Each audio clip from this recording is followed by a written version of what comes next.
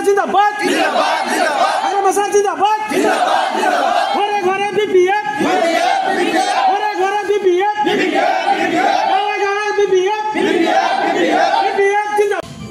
भोटगांव primary आमार जो भोटगांव युव BPF committee এটা সাধারণ সভা আছিলে। এই সাধারণ সভাত আমার যুব বিপিএফ কমিটির ব্লক সভাপতি সম্পাদক আমার বেঙ্গলি সেলৰ কেন্দ্ৰীয় সভাপতি আমাৰ এই ভোটগাঁও প্ৰাইমাৰিৰ সভাপতি সম্পাদক প্ৰমুখে আমাৰ এই ভোটগাঁৱৰ ব্লকৰ উপসভাপতি আৰ সম্পাদক সকল উপস্থিত আছিলে। আজি আমাৰ যেটো ভোটগাঁও প্ৰাইমাৰিৰ যুব বিপিএফ কমিটিৰ আগৰ যিজন সভাপতি আছিল সেই সভাপতিজন আমাৰ পেৰেণ্ট বিপিএফত পেৰেণ্ট যিটো প্ৰাইমাৰী আছে তাত যোৱাৰ কাৰণে আজি আমি সাধাৰণ সভাৰ জৰিয়তে এটা পূৰ্ণাংগ কমিটি 51 জনীয়া এটা পূৰ্ণাংগ কমিটি গঠন কৰোঁ আৰু প্ৰত্যেকখন গাঁৱৰ পৰা আমাৰ পাঁচজনকে মানুহ লৈ যুৱ চামক লৈ আমাৰ পূৰ্ণাংগ কমিটি গঠন কৰা হয়। আশা কৰোঁ আগন্তুক ভৱিষ্যতে এই কমিটিখনে আমাৰ দলৰ কাৰণে ভালকৈ কাম কৰিব, তাৰে আশা কৰিছোঁ। ইয়াৰ পিছতে আৰু এখন আমাৰ যুৱ বিপিএফ কমিটিৰ আৰু এখন সভা আছে। এইখন হৈছে বৰুৱাপাৰা। এই বৰুৱাপাৰাত আৰু এখন সভা আছে। ইয়াৰ পিছতে আৰু এখন আমি যুৱ বিপিএফ কমিটিৰ উদ্যোগত আৰু এখন সভা কৰিবলৈ গৈ আছোঁ। আৰু আজিৰ এই কমিটিখনত সভাপতি হিচাপে আকিবুল ইছলাম আৰু ইছলাম আৰু সম্পাদক সাধারণ সম্পাদক হিসাবে ইনামুল হক। এই হাউসের জড়িয়ে মানে ইনামুল আর আকিবুলক হাউসে নির্বাচন করে। তো এই আকিবুল আর ইনামুলের নেতৃত্বত এই প্রাইমারিখন আগন্তুক ভবিষ্যতে ভালকে যাতে চলে তারে কামনা করি। কংগ্রেস বিজেপি আর ইউপিপিএল ইতিমধ্যে প্রোগ্রাম 7 পর্যায় চলি আছে।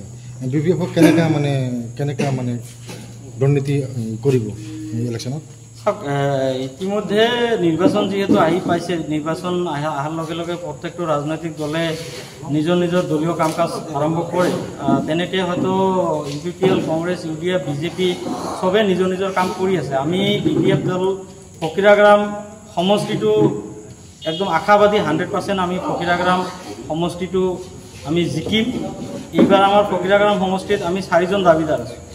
এই 4জন দাবীদাৰৰ ভিতৰত যিকোনো এজন পালে আমি 100%, বাকি 3জন সহযোগ কৰিব। আৰু এইটো পদক্ষেপ লৈ আমি 4জনে ভালকৈ কাম কৰিছোঁ, চবে নিজৰ কাম কৰি আছে। 100% ফকিৰাগ্ৰামটো এইবাৰ জিকিব। কাৰণ ইয়াৰ আমি প্ৰাইমাৰীলি আমি এটা সাৰ্ভে চলাই আমি যিখিনি পাব্লিকৰ ভিউ পাই আছোঁ, তো 100% এইবাৰ জিকিব ফকিৰাগ্ৰাম। ভোটগাঁৱত আগতো আমি আহিছিলোঁ। ভোটগাঁৱত এটা মূল সমস্যাটো হৈছে নদী বান্ধৰ সমস্যা। ভোটগাঁৱত যিটো নদী বান্ধৰ সমস্যা আছে আৰু তাৰ উপৰিঞ্চি ৰাস্তা ঘাটৰ বিভিন্ন সমস্যা আছে। তো আমি ইতিমধ্যে আমাৰ প্ৰাইমাৰী পৰ্যায়ত আমাৰ যিবিলাক প্ৰাইমাৰী আছে প্ৰাইমাৰীবিলাকক আমাৰ ব্লক পৰ্যায়ৰ পৰা ইতিমধ্যে নিৰ্দেশ দিছে।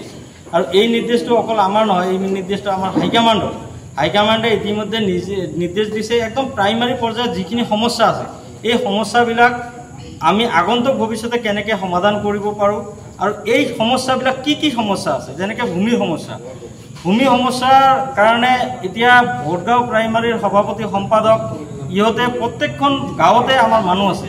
সেই গাঁৱৰ মানুহবিলাকৰ পৰা সিহঁতে সাৰ্ভে কৰি এতিয়া মছজিদ খাছমাটিত আছে না পাট্টালেণ্ডত আছে, মন্দিৰ খাছলেণ্ডত আছে না পাট্টালেণ্ডত আছে, কিমান মানুহ একদম খাছ মাটিত আছে, কিমান মানুহ আমাৰ খাছলেণ্ডত আছে। যিখিনি খাছলেণ্ডত আছে মানুহজনৰ নাম, তাৰ দাগ নম্বৰ, এইবিলাক আমি প্ৰাইমাৰীলি সাৰ্ভে কৰি এইখিনি আমি লিষ্ট ইতিমধ্যে তৈয়াৰ কৰিছোঁ।